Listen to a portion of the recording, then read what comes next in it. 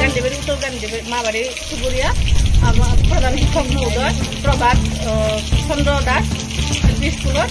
তাৰপিছত তাত মানে সৰু সৰু 5 ক্লাছৰ ছোৱালীবিলাক 3জনক বহুত শাৰীৰিক নিৰ্যাতন কৰে, মানে বুকুত টাচ কৰে, ঘৰত ভিতৰত সোমাই যায়, বাহিৰত বহিব দিলেও স্কুলৰ সময়ত ক্লাছ কৰে ঠিকে, কিন্তু ভিতৰত কিবা নহয় কিবা এটা ঘৰে ঘৰে যায়।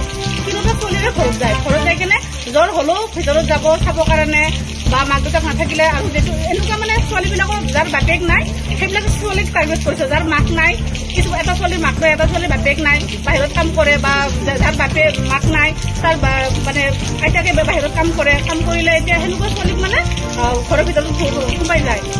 200 টকা পইচা হাতত দিছে ছোৱালীটো, দি কেনে কৈছে ক'ত ঘৰৰ ভিতৰত কোনখিনি খাওঁ মই চাব যাম, যতোন এনেকৈ কৈ কেনে ভিতৰত সোমাই নিকেনে ডাক্তৰত বহাই ঔষধ চুমা খাইছে, বুকতেই লাগে।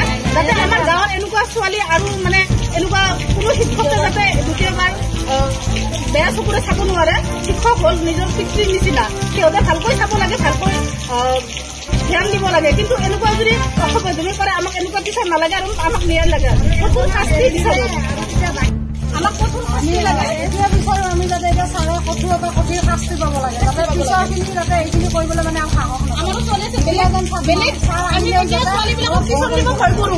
যদি আমি ইমান ডাঙৰ হৈছে আমাৰ ছোৱালীক যদি টিউচন দিওঁতে এনেকুৱাকে যদি আমি আমাৰ মানে বুকুখন কঁপি আছে কালিৰ পৰা, আমি ক'ব পৰা নাই আমি কেনেকৈ ছোৱালীক বাহিৰত টিউচন দিব পাৰোঁ। এটা যদি প্ৰধান শিক্ষক মহোদয় হৈ কেনে যদি এনেকুৱা দূষিত কাম কৰিব পাৰে তেতিয়াহ'লে আমি কেনেকৈ ছোৱালীক বাহিৰলৈ পঠাব পাৰোঁ, টিউচন দিব পাৰোঁ। হাইস্কুলত কেনেকৈ আমি ছোৱালীবিলাকক ক্লাছ কৰিব পঠাম।